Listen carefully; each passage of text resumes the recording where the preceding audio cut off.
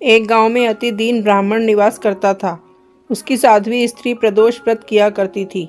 उसे एक ही पुत्र रत्न था। एक समय की बात है, वो पुत्र गंगा स्नान करने के लिए गया।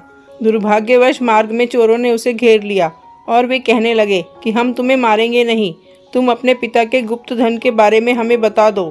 बालक दीन भाव से कहने लगा कि बंधुओं, हम अत्यंत दुखी दीन हैं, हमारे पास धन कहाँ है।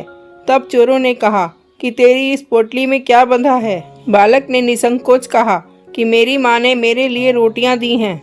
ये सुनकर चोरों ने अपने साथियों से कहा कि साथियों, ये बहुत ही दीन दुखी मनुष्य है, अतः हम किसी और को लूटेंगे। इतना कहकर चोरों ने उस बालक को जाने दिया। बालक वहां से चलते हुए एक नगर में पहुंचा। नगर के पास एक बरगद का पेड़ था। वो बालक उसी बरगद के वृक्ष की छाया में सो गया। उसी समय उस नगर के सिपाही चोरों को खोजते हुए उस बरगद के वृक्ष के पास पहुंचे और बालक को चोर समझकर बंदी बनाकर राजा के पास ले गए। राजा ने उसे कारावास में बंद करने का आदेश दिया। ब्राह्मणी का लड़का जब घर नहीं लौटा तब उसे अपने पुत्र की बड़ी चिंता हुई। अगले दिन प्रदोष व्रत था।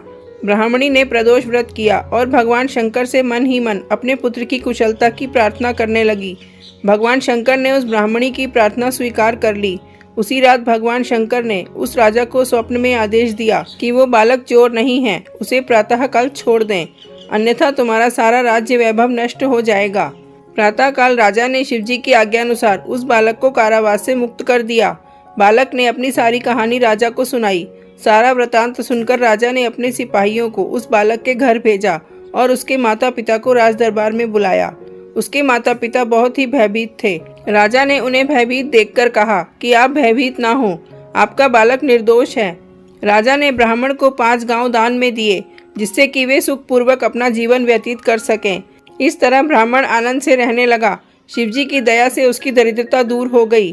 अतः जो भी मनुष्य रवि प्रदोष व्रत को करता है वो सुखपूर्वक और निरोगी होकर अपना पूर्ण जीवन व्यतीत करता है।